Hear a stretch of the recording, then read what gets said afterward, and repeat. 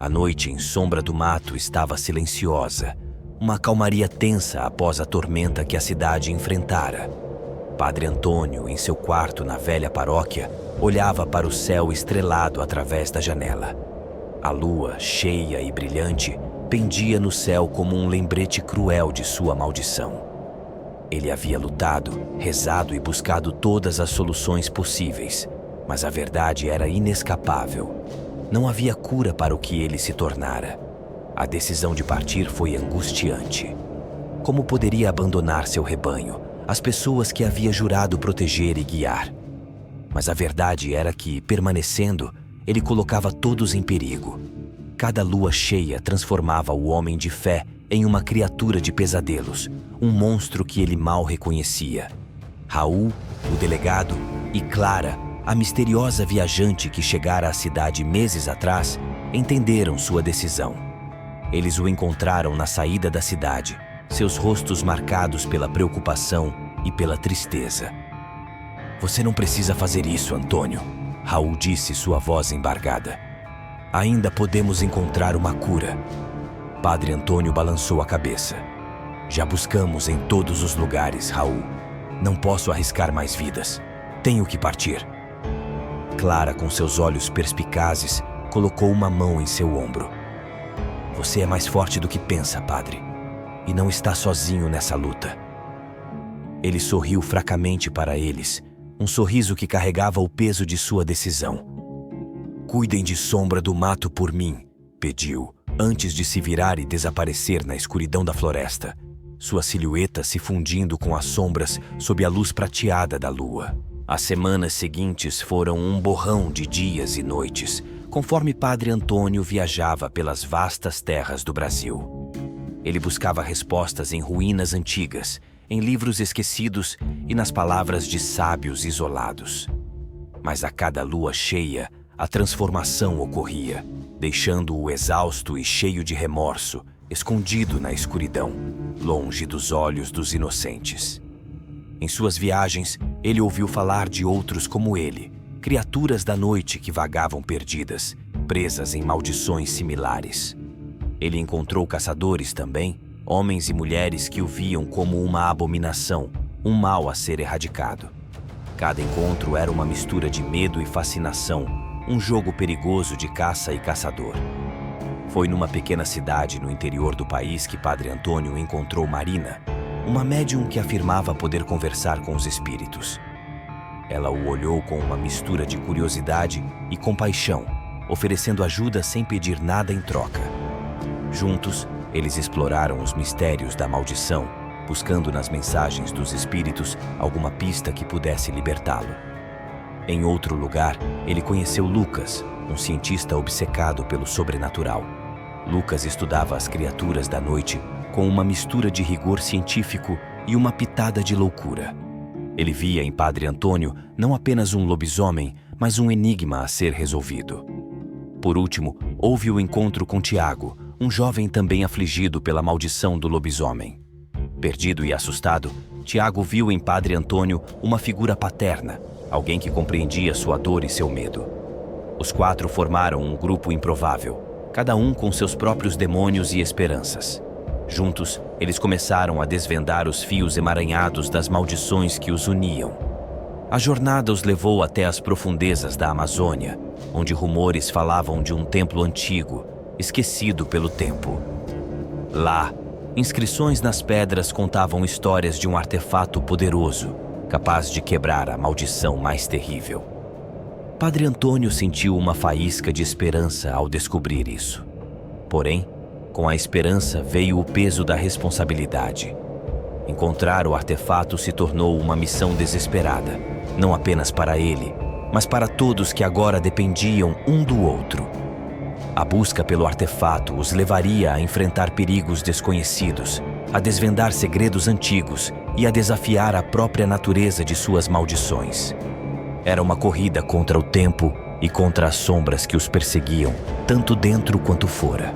À medida que o grupo se aproximava do local onde o artefato estava escondido, as dificuldades aumentavam. Eles enfrentaram não apenas os perigos naturais da densa floresta amazônica, mas também a resistência de grupos locais, cujos interesses estavam atrelados ao poder das maldições.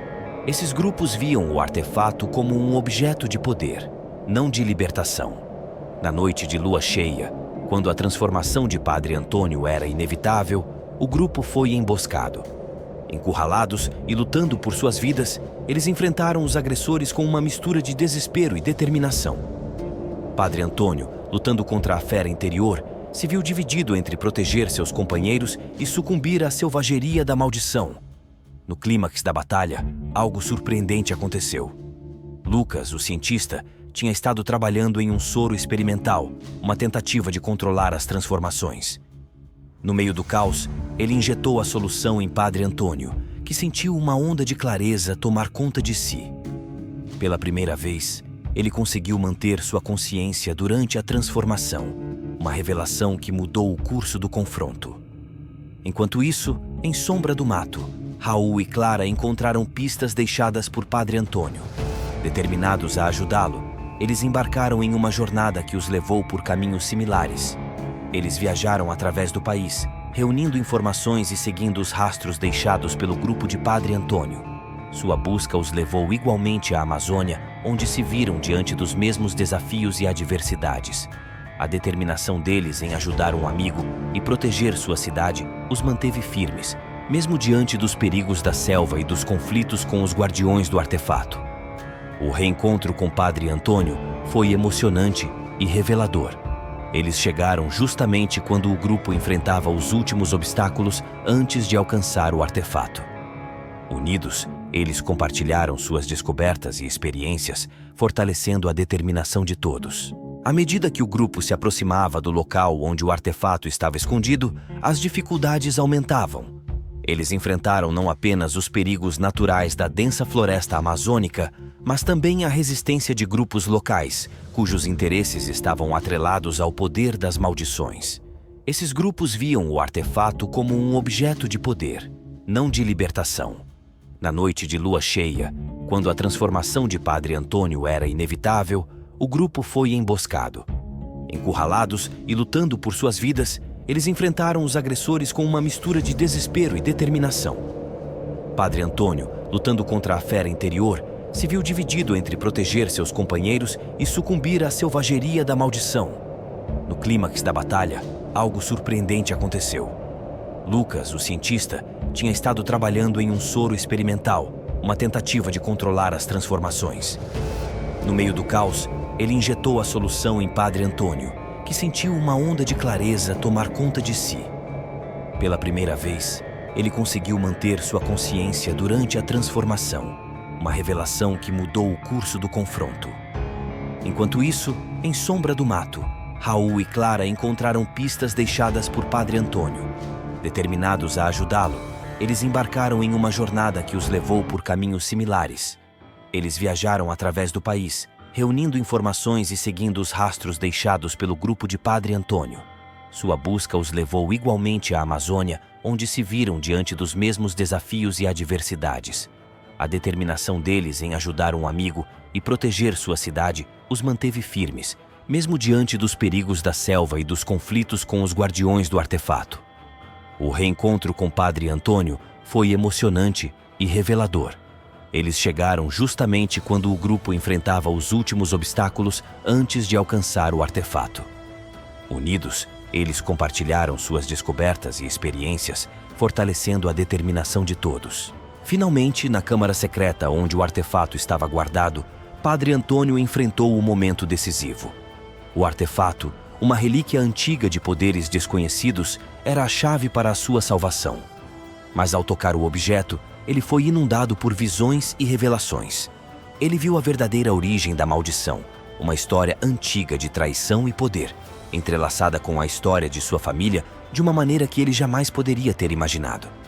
A maldição do lobisomem era parte de um legado, um fardo passado através das gerações. Com a verdade revelada, Padre Antônio se viu diante de uma escolha terrível. Ele poderia usar o artefato para quebrar a maldição, mas isso exigiria um sacrifício imenso. A decisão colocou em jogo não apenas sua própria alma, mas também o destino de todos aqueles que ele havia passado a considerar sua família. Enquanto a lua brilhava no céu acima deles, um silêncio pesado se instalou. Padre Antônio, com o peso do mundo em seus ombros, sabia que a decisão que estava prestes a tomar mudaria tudo para sempre. As sombras da sala ecoavam com os sussurros do passado, aguardando a escolha que definiria o futuro de Sombra do Mato e de todos os que estavam envolvidos na luta contra a maldição.